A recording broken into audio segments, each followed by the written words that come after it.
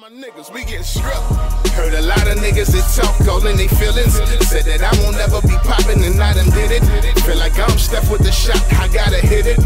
Been on my grizzlies, get up and get it. On my grind, chasing the squat, my niggas with it. Niggas try and come from my spot, they not gon' get it. I hold it down, bro, it's a lot, been getting busy. Stay on my grizzlies, get up and get it. On my grind, bishop, my mission is get the moolah. Hundreds wrapped up in the band, grip with the ruler. Is to be professional with this, and I don't want anybody to be offended, and if you are offended, please know that is not my intent whatsoever. I don't want it to be confused. It's a dope thing that we got here in battle rap. I think that all different races bring a unique element to the culture, and I don't want anybody to feel like what their race brings to the table is any less than anybody else's. That's not my intent. Yeah. We got a lot going on, but okay. So let me kind of just dive right into this. So I'm gonna start with the white aspect of it, because I heard him say, that not word for word, but in so many words, he said that they like to see the white boy dunk on the black guy from time to time. If I'm not mistaken, is what he said. Yeah. So here's my thing on that. Now I'm gonna quote Hove on this. He said, I'm from the real hood, not the rap hood, the real hood. I don't know if you remember that line. No. But let me kind of dig into that with this. Okay, so Iron Solomon has had a dope career. Definitely. And he's had an amazing run. No matter how you chop it up, he's one of the best out. He's one of the greats. His name has to come up in the history of battle rap. I don't care how you slice it. He will get mentioned, period. You can either, let me put it like this. The URL likes to say, we are the NBA of battle rap. Now, while that holds true to me, the entry as the NBA and URL is more like the Rucker. Legendary Park, they got moves, the high flying acts, the passes, the crosses, and when you white, I'm not talking about the Latin battlers yet. When you white, and it comes to the URL, you either got all the moves, or you got the moves, or you don't. There's no middle ground for white battle rappers. Look at Snow. They gave him Real Deal as his first URL battle on stage. And he couldn't cut it. He's been gone.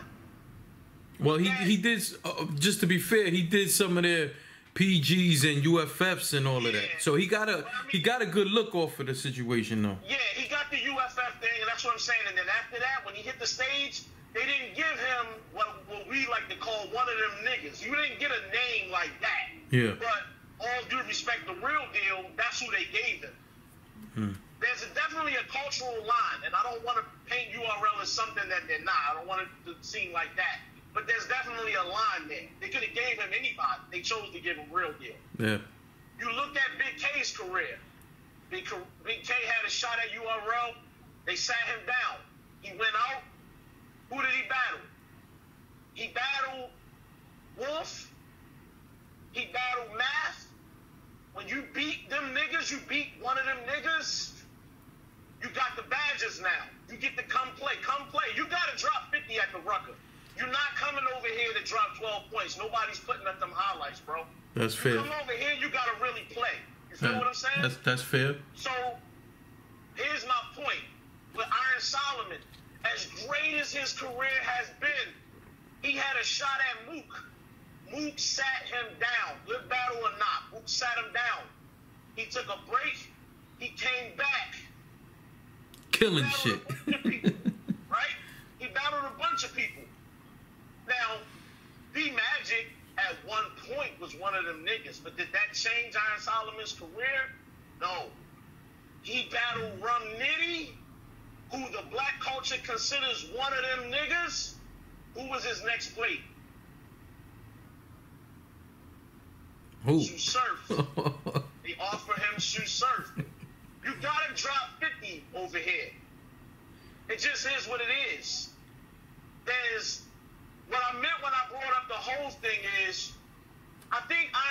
gentleman is from Brooklyn, right? I believe so. I believe he's from Brooklyn. Now, I'm not trying to criticize his life because I don't know it personally, right? But by the scope of things, he's from the rap hood. Like, you not with them niggas every day who really with the shits. Yeah. You're not out here clapping nothing. You from the rap hood. And we can respect that because you can drop 50 over here at the Rucker.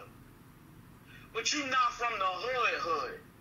And that's a racial divide where the black people, they got the hood pat. This battle rap thing started with black people. It's from the black community. All are invited, all are welcome, but you gotta be able to really do this. I see what you're saying, but let me stop you there for 1 second, because I had this debate. I had this debate with and it shouldn't have been a debate. I remember, I believe it was Hurricane Dew had dropped a blog one day, and I had commented on her blog, and she agreed with me, but others didn't. Where I said, and I actually did on my other page, I did a episode about the beginning of hip hop with my father, because my father was from the Bronx where it started. My father's from Soundview Projects. My mother's from Bronx River Projects. There's the two of the three main places that hip hop started. And you know, we discussed this whole thing, and oftentimes, which kind of goes, it actually plays real great with this conversation, because people forget that all the time you hear people say, well, hip hop started with black people, and that's not true. That started with black and Puerto Rican people, black and Spanish people. And right in my direction. I hear you. And what it is that you have some people who, like myself, who when things like that are said, which is what Hurricane Dew said, to her credit, she said, hey, when I say that, I'm including the Spanish people. Right. Especially here in New York, because we all grew up the same. Like, so when people... Like, when I hear people say certain things about black people, I take it just as offensive as if they said it about Spanish people, because that's how we grew up one and the same. Of course, there's a difference, but we grew up one and the same. So sometimes, just like in that comment I made on her blog, I hear people really going at me like, yo, y'all always want to take credit for something. First off, Spanish people have a lot to do with a lot of things in culture and don't say much about it. So let's just put that out there. They don't say much about the shit. Secondly, is the point of when it comes to the start of hip hop, remember there was multiple elements of hip hop, and Spanish people, in particular Puerto Rican people, from the birth of hip hop, not only did we live in them same projects, my grandmother still lived there since God knows since when, and she's 80 something. But bottom line point is, we was hand in hand with all that shit. When they was out there rapping in the fucking block parties, so were we. When they were break dancing, so were we. When they was mixing on the turntables, so were we. When they was freestyle battling, and back then it was more about moving the crowd and less about dissing each other. But when they were freestyle battling, so were we.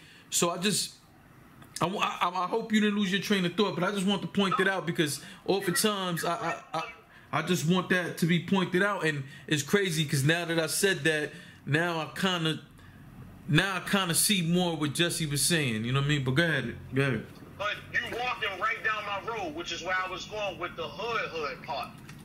The white people get that social acceptance because, yo, you white, you can do what we doing. We fuck with you. We respect it, because not all white people have the balls to step into this atmosphere, the hood atmosphere. I agree.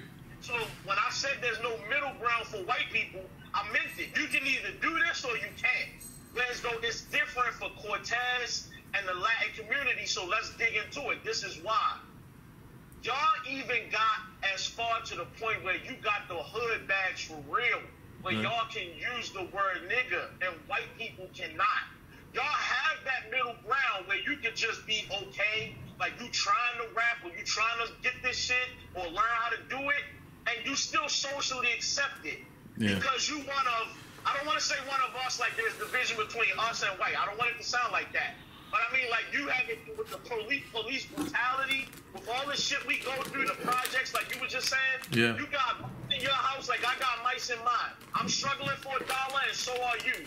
You Yeah. got the ratchet baby mama, so do we. Oh, We yeah. got the same social experiences that make us relatable within the culture. So you can talk that hood shit and I can respect. Look at your boy Don Marino. Immediate acceptance. Yes, true, Loved right out of the gate. And True. you Mexican. true. You going through the same shit we go through. A white guy can't get on that stage because he'll never know what it's like to have the skin that looks like mine. So it changes the aspect of who we will accept. Now I'm gonna tell you that this is where Cortez's downfall comes in, and this is the part that makes it ugly that people not gonna like, and I can understand why. I don't think that is fair, but I gotta put this in a way that it sounds like where you can understand what I'm trying to say. Even though it started with the Latin people and the black people together, it started in that way. I think that amongst the culture, when it comes to this shit, I think that the black community, we won't allow you to, should I say, out-black us within the essence of this rap shit. Like, I'm out here in these streets really with the shit, and I really do this, but I to a tag degree, I don't think you're doing it like I'm doing, with the hood shit, with the guns, and the certain shit, and it's fucked up because maybe Cortez does experience that shit. Maybe he is out there moving shit. Maybe he does carry the burner. You don't know. But I think there's a level of, I think you living in my neighborhood, but you just ain't rocking it the way that I rock it. I think that that's the divide. Because if you look at the battle rap scope, look at the battle rappers back in the day. You had Cortez battle, Verb, Hitman, Rock, everybody you need to get the badge of like, yo, you one of them niggas now. And because he didn't do what Solomon did, which is take out one of them niggas, and he still hasn't done it yet. He had a shot versus Old Rad, and you just couldn't pull the trigger, bro. And even though it's the battle was debatable to me. Yeah. I think I edged Old Rad, but people trying to, oh, well, he got 30. I don't really feel like it was the lightest of 30s, if you can say that. I personally edged Cortez. No bias, but Hey, look, that's what I'm saying. And you walking right into what I'm saying. We fuck with who we are related, who we're relatable to. Okay, look at it like this. When you watch the fucking Olympics, you're rooting for who looks like you. I don't give a fuck if it's Jamaica, Kenya, Ghana. You running a race, I'm rooting for who look like me. I'm not rooting for the white guy. That's not a disrespectful. I don't care for white. There's nothing to do with that. We love who we can relate to. It just is what it is. It's a natural human instinct. And I think when we talk about this race shit, you look at the police situation. Oh, why are the white cops killing the black people? And then when a white guy does something, they don't kill the white guy. Because your mind is triggered differently. You don't go out to shoot your own. You're not looking to do that. But there's a fear of not understanding the opposite, the other people. So the approach is just different. And I think it just falls in line right with battle rap. And it's like, yeah, we fuck with white people, but you better be good at this shit. You can't just come in here half-ass. I mean, it's just there's a reason Sharon is not a regular on URL, and he will occasionally pop up. Wow, great point. There's a reason Diz occasionally pops up, but you're not a regular over here. But Cortez, if he wanted to be on URL on a regular basis, fine. But look who they tried to give him. Prez Mafia. They tried to slide him Rada. You got to beat one of them niggas to stay on that plate. And Iron Solomon was fortunate enough to have done that now. He's done that. His career over the years earned him Mook. Didn't take him out. But now they're trying to give him Surf. Everybody talking about wanting to see him versus Lux now. You might hear these conversations before that Nitty battle. Nobody talked about that shit. Wasn't in conversation. So it's like, when it comes back to Cortez, it's just like, I just feel like it's not right that he gets treated the way that he does, but I'm going to give you the overwhelming fact that to me, or why this is above everything else that I said. Sue Surf. Sue Surf has on more than one occasion said he don't like Cortez. He hates Cortez. Sue Surf's star power and his approval is enough to move the needle. And if he don't fuck with you, you're gonna get a whole culture of people not fucking with you. And the other vets have said as much. Cortez ain't. Look at the 2-on-2. Y'all are core vets. They've already placed you in a bracket where you accepted here and you here, but we don't fuck with you all the way like that. It's been expressed throughout the culture. So when everybody's labeling you a notch below where the other vets are, you in purgatory, you stuck there until you change it. He's done well the last 2 or 3 years or whatever to do something about it, and his popularity has gained. His star power has grown. But you gotta cross the line. You gotta beat one. You gotta beat one. And I hate to say it, I feel like Surf's influence and the other vets' influence has kind of pushed Cortez into a place where he gotta dig his own way out of that. I don't think it's his. Cortez can perform with the best. He got up there with Twerk, who people love right now, and he beat him to many people. Yes. Yeah. And they still act like he didn't. They act like he didn't win. It don't count for shit. It seems like. Why is that? It's the culture, bro. It's the influence that the culture has on who Cortez is within the culture right now. His status. Look at John John. John John being black, but he had to fight through his status of PG. Once you get labeled in this culture, you are fucked until you can change it. He beat Rum Nitty all of a sudden. Yo, book him for Hollow. Book him. Let's get this match out the way. Something that we just knew was never gonna happen. Hollow ain't taking no fucking John John. That ain't happening. Yes, the fuck it is. Well, I think that I see your point, but I think that conversation warmed up more after he beat Big K. I think that's when it became more. Because he's definitely been on a run. I don't want to slide it down like everything before that was meaningless. Yeah. He's definitely been on a run. But leading up to that, and then to top it off, you beat Rum Nitty, who is feared in this culture right now.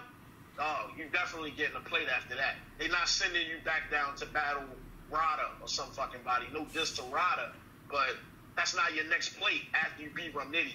Yeah. Now, when Rum Nitty just battles Surf, he already battled Rock. We don't go down.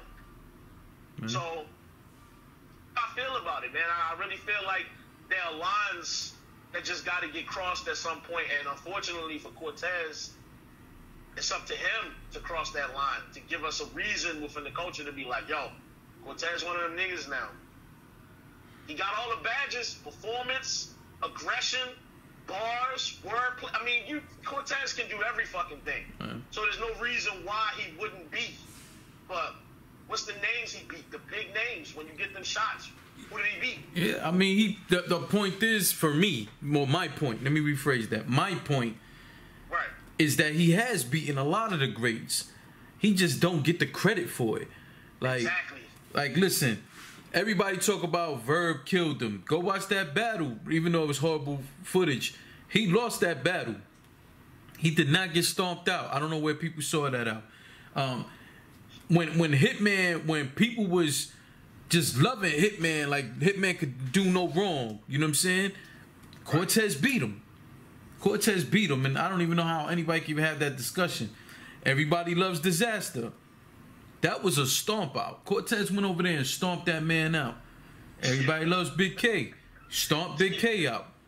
Beat him. Head Ice, to me, he beat him both times. That was interesting to me. I thought he did beat Head Ice clearly. I felt like it was clear. Yeah.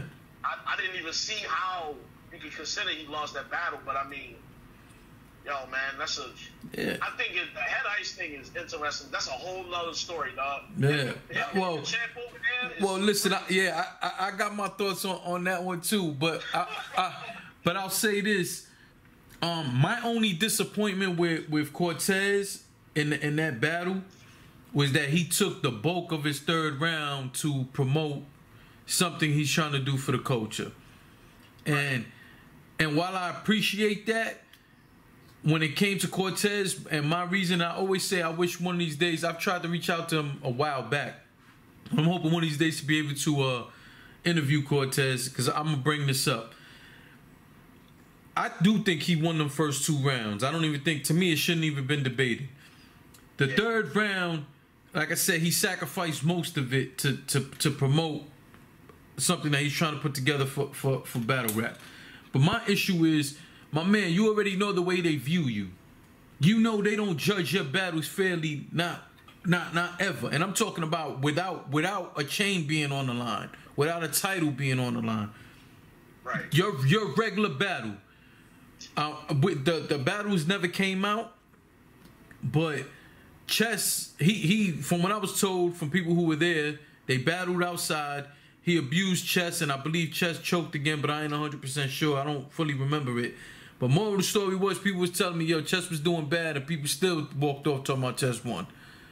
So that's how it goes, man. So when I saw him sacrifice the bulk of his third round, I was just upset, because I'm like, come on, Cortez, like, once you got your foot on his neck, you should have never let him up, because the way that they judge your battles, you know what I'm saying? Yeah.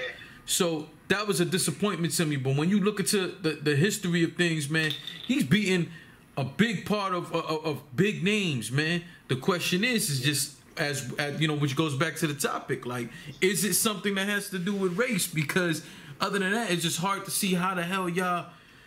For me, I just seen it as what you said. Some people just like who they like or relate to who they relate to. But it's like the more that this topic comes up and the more Jesse has spoke about it, the more I started to think about it in that fashion. I felt like Jesse was right. Anything that he said in that regard. But I think that there's levels and layers to it to explain in more detail why that is the way that it is. Regardless of race, the way I always see things, and which, you know, anybody who heard that interview, you know, you could even hear Jesse was like kind of shocked that I didn't off the top see certain things the way he did in terms of race. And what I said on there is just the truth. I'm just not conditioned that way. Like, I grew up in the hood my whole life. I've been through the whole, listen, I got paperwork of me, police brutality. You know what I'm saying? Oh, yeah. Like, I've been through it, man. But here's my thing, and I hope that what I'm going to say next really sinks into somebody. If only 2 of y'all watch this, and one person gives what I'm about to say some thought, then I did what I hope what I set out to do. And Right. what it is, and then in recent time, I've been seeing a little more of this on social media, is where I'm seeing blacks and Spanish, but mostly blacks, really come out on their own racist shit. And my thing is, what I always tell everybody is, whether it's race in everyday life, workplace, you know, entertainment, whatever it is, when it comes to that, I just feel like the reason why I don't look at all that shit is because it's not in my heart. Like, and what's in my heart is just we people. I don't, like, my family is so mixed with so many different people, you know what I'm saying? Colors, and I got people in my family who look like white, who like they straight white. And I got people in my family who look straight black. You wouldn't even know they were Puerto Rican. And, you know, at the end of the day, I don't think like that. And then a big part to me when it comes to racism in general, and this is the part that I hope that somebody grasps, is I feel like it's never going to end. And the big reason why it'll never end is because we don't stop that racist shit within ourselves. People will feel like, oh, you know, history is, racism has a huge part of history, which it does, and there's no erasing that. But to me is when you stop, for example, when I describe somebody, the last thing I describe is yo, that white boy over there. It's just not in me to do that. Like, my first thought ain't this white boy. Or this guy could play basketball good for a white boy. I just don't, I'm not conditioned to think like that. And I feel like once we start taking some of that racist shit out, you can't expect everybody else to not be racist if you do or say racist shit yourself.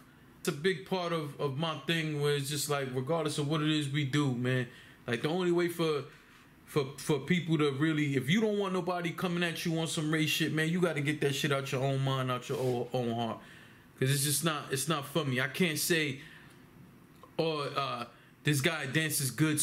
You know, like, I don't know if any of y'all ever been in a Spanish club or something and see a white guy or a black guy dance salsa, and somebody says, oh, well, for a black guy, he could dance Spanish good. For a white guy, he could dance. No, fuck out of here. It's either he can dance good or he can't dance good. What I was saying was, you have the expectation that this guy who's Latin, is Puerto Rican, is going to dance better at a Latin dance than the black guy. It's like profiling is what they call it, right?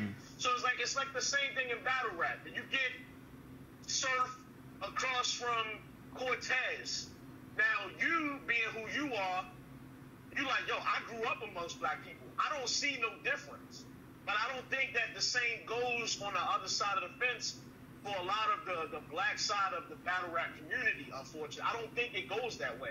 And I think that because it's so dominated by the black people, I think that it don't translate well for watching the battle. And I think that people have already pre-decided that Cortez is not going to win. And if it's close, he didn't win. And I think that that's unfortunate. Is the point I'm trying to make. I think people have profiled what they want to see, and we've even gone through this as a culture over the last couple years. Is you got too many fans who, regardless of how the battle turns out, they will still say that this person won, even though most people are saying they didn't win. Yeah, they don't care. They've already picked the battler they like. That's who's gonna win. And I mean, we've had our back and forth about Verb and Mook. Yeah. But I'm sure that there are people who like, nope, Verb is going to win. And no matter how good Mook does, they've already determined that the better rapper is Verb. And no matter how good or bad he looks, I'm just going to say Verb won because that's what I wanted to win. And his material is going to sound better to me than Mook. I don't care what Mook said. So it's like, that's what makes me different as a blogger. I don't know if people can tell. But when I do my vlogs, I don't care if you're black, white, Hispanic. I really don't care about that part. If the material resonates with me, then I'm going to call it for who won. I see a lot of people, YK beat Mike P. YK beat. I don't feel like that. I felt like Mike P won the battle. I didn't look at race. I didn't look at who was taller, who was shorter. None of that shit mattered. I just want the material. Give me the material, and then we go from there. But I don't think it's like that for everybody. I think that it's a popularity thing. It's a younger people's thing now. The newer generation is just like, they like who they like. And I mean, perfect example. All right, here we go. Look at Twerk. We all fucking love Twerk. We think he does amazing up there. But there's a generation of people now that even with a choke, some people still try to give him the round. Yeah, yeah. And give him the battle. Yeah. It's like, dog, how are you giving... That's not how battle rap was designed to go. If you choke, I don't care how good the material was. If I hear you choke or you stop or start stumbling, I can't give you that. And I just can't do it. And I won't do it. I'm not giving you that round. It's not happening. I'm just from the old school with it. And I think that the times are just changing. And we're just going to give it to who we like. And that's what matters the most. And I think that falls right in line with people who are saying, oh, well, here we go with people losing, and if you lose, you get a bigger battle. Nah, I don't think it's that. I think that URL has adopted the popularity concept because that's what people want, and regardless of what Twerk does, if they can book him on every fucking card, they will. Yeah. That's just what they're gonna do. That's what people are picking. You look at these polls are so often lopsided, and I'm just like, dog, there's no way this many people thought this guy won. And I'm looking at the battle like, I didn't even think he won. I didn't even think he was that good. But that's how they call it, man. That's how they do it now. That's how they do it. I agree with you. But yo, for everybody rocking with us, stay on the line, Tori, because we're going to get into that. If you got time, we'll get into something else. Yeah, I got plenty of time.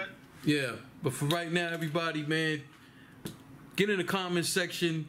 Please do not get in there and just say some simple dumb shit like, I love to have the conversation, so does the homie, and we just want to be able to get your point. You know, getting in the fucking comment section and just saying one-liners and ignorant one-liners at that ain't going to help. We do want to hear your opinion. Firmly disagree. Yeah. And state why you firmly. Don't just say, you racist or you biased and then just walk away from the. If I'm wrong, I would like for you to tell. Yeah. That's how we bridge the gap. That's how you fix it. I want to hear what your thoughts are. Yeah, no, definitely, man. I agree with you. So everybody, go subscribe to the homies channel. Make sure that you subscribe and hit the alert bell, because like I said, man, he got a whole different style, man. He ain't like everybody else, and he's giving you his straight raw opinion. Make sure you go follow him on Twitter. For everybody else, just remember, man, and in these next few days, man, we got Summer Madness 7 coming up. We got RBE's Rare Breed card coming up, so make sure that you lock in on those. Show your love, show your support. Get the pay-per-views. Both of the events are sold out at this point. Only way to catch is pay-per-view. And make sure you subscribe to this channel too, because not just myself on this channel, but also on the Damn I'm Wild channel, he's going to be having recaps for these joints. So if you want to hear his opinion and stuff like that, or you didn't get the opportunity to purchase the pay-per-view and you want an idea more or less of what happened, because, you know, the battles now be taking forever to drop, then these are the two channels you definitely want to link up with and get your info from.